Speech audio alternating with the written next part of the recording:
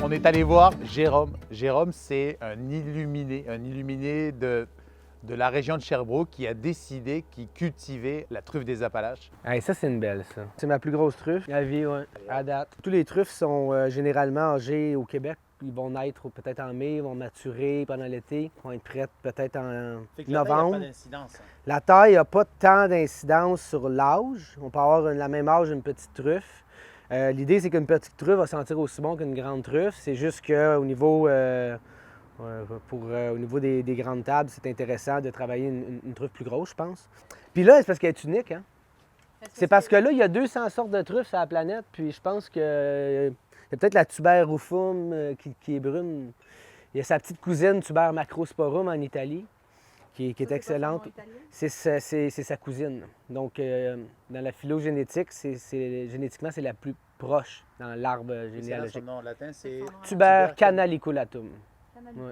Ouais, ça veut dire truffe à vénule. Parce qu'en Amérique, quand ils ont trouvé ça, ils ont dit « là, les vénules ». Mais ils ne connaissaient pas les truffes ici. Mais c'est pas un bon nom parce que tous les truffes ont des vénules, puis l'espèce est supposée différencier des autres espèces. Donc là, nous, on utilise évidemment encore le nom latin, mais on l'a appelé truffe des Appalaches pour représenter son territoire géographique. Puis aussi la clientèle cible, parce que c'est notre truffe à nous, la truffe des Appalaches.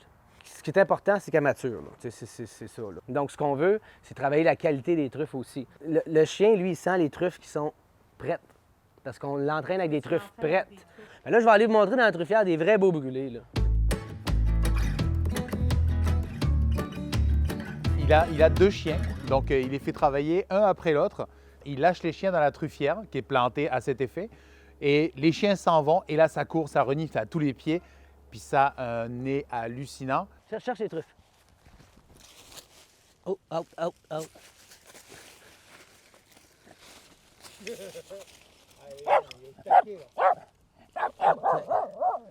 Regarde, ça a l'air bonne, ça en est une belle, ça. Sûr. Oh. Elle est bien mature dedans. Et toi, ça sent encore partout autour. Non, oui. Tofu, non. Cherche les truffes, cherche. Tofu, cherche les truffes, cherche.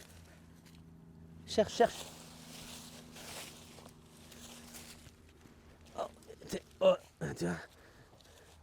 Bon chien. Ça, c'est un bon petit chien. Ça prend un sol léger, hein. Parce qu'en réalité, si on regarde de proche, on retrouve l'orange qu'on retrouve sur la truffe, mycélium qui est attaché à la truffe. C'est on voit du orange partout, là, on s'entend. Là. Puis la racine non mycorhizée, là, c'est fin, puis c'est pas ramifié. C'est une truffe, ça? Waouh! Elle a été mangée un petit peu, là, mais il y a même un petit verre qu'elle mange. C'est une de tes grosses, ça? Ben oui, parce que c'est juste la moitié, ou peut-être juste le corps, on sait pas. Wow! Tu sais, ça fait longtemps que là, celle-là, je l'ai pas trouvé, là. Tu sais, je veux dire, j'aurais... Si j'étais passé, peut-être la semaine passée, à cet endroit-là.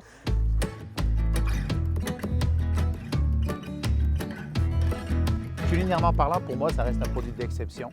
Ça reste une truffe, mais une truffe que personne pensait là, que c'était possible d'avoir une truffe au Québec parce que le sol gèle, etc.